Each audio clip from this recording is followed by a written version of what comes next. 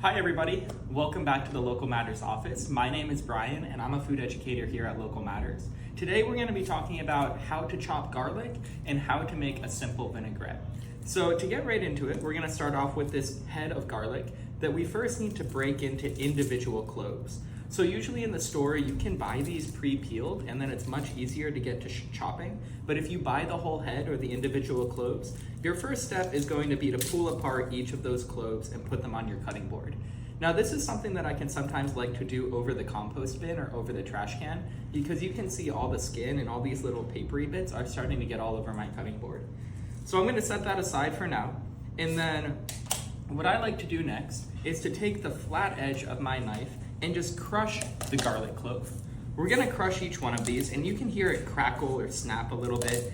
And we're not trying to squish the garlic clove so it's completely flat, but just to break open part of the skin here to make it much easier to peel. We can peel it if we don't crush the garlic clove first, but it usually makes it much easier and take a lot less time if we do crush it a little bit just to crack open that skin and give us a start. So I'm going to go ahead and peel the papery skin off of each of these, and then we can go ahead to chopping. Now when we're chopping them, we want to hold our knife like we normally do with Local Matters, our pinch and wrap in one hand, and then we're going to try to do a claw with the other hand. And that is just to keep all of our fingertips and our thumb behind our fingers or behind our knuckles, and we can keep the blade of our knife right against our knuckles so we're sure not to cut anything on our hand. We're gonna group all of these garlic cloves together, make sure we get all of this papery skin out of the way. You can do the garlic cloves one at a time, but I'm gonna go ahead and just do one pass through all together. You can see I'm rocking my knife. I'm pushing both forward and down at the same time and kind of rocking back and forth like a banana boat, kind of. Now that we have all of these little slivers of garlic chopped up, the next thing we have to do is just keep making passes with our knife. You can see that I'm adjusting the grip with my knife a little bit and then collecting all of the garlic in the middle of my cutting board after each pass. So instead of doing exactly a pinch and wrap, I'm really just pinching onto the edge or the middle of the knife here and then using that as kind of a hinge or a point that I can rock back and forth. My other hand on the tip here really isn't doing that much, but just making sure to keep my knife nice and stable. Now every once in a while we probably want to wipe down our knife because some of the bigger bits of garlic will start to stick to that. And this is really all we have to do. Passing our knife through again and again, trying to focus on those larger chunks of garlic that we can still see in there.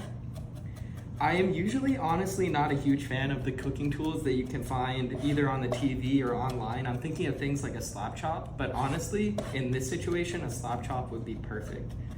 With garlic, you can also, if you need to do large quantities of it, you can purchase it already minced up, or you can use a food processor in order to get this really nice mince.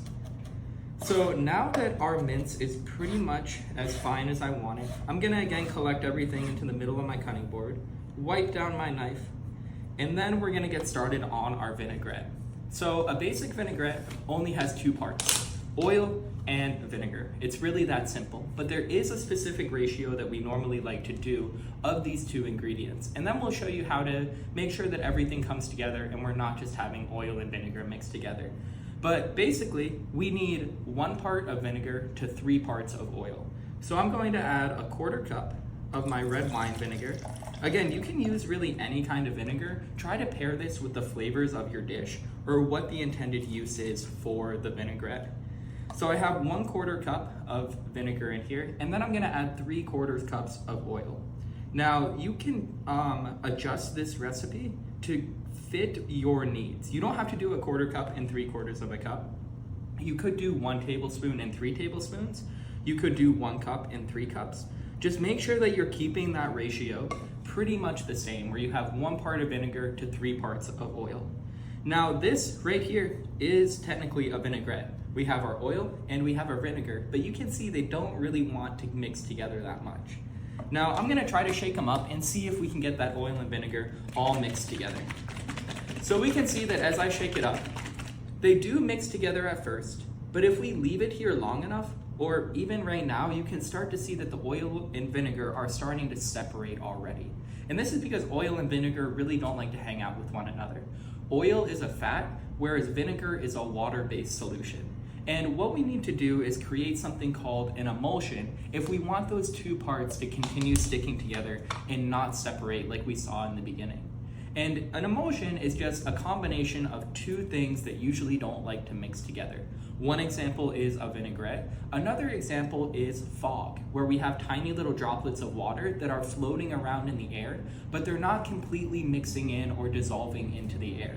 So this water and this vinegar will never completely dissolve into one another, but we can take something called an emulsifier and get them to stick together a little bit more permanently. Now the one that we're going to use today is Dijon mustard. You can also use things like egg yolks or honey, and these are things that are going to be attracted to both the water molecules and the fat molecules and kind of build a bridge between them so they're not always repelling one another. And now, when I mix this up, it's going to hold together and it's not going to start separating, at least for a couple of hours, maybe up to a couple of days.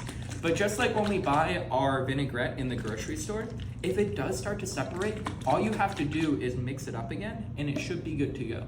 So this is an emulsion that's going to stick around and stay mixed together for a little bit longer, but it's still not quite as flavorful as we'd like it to be. So what we're going to do now is add all of that garlic that we chopped up. I have some Italian seasoning here that I'm going to add about a tablespoon to my vinaigrette.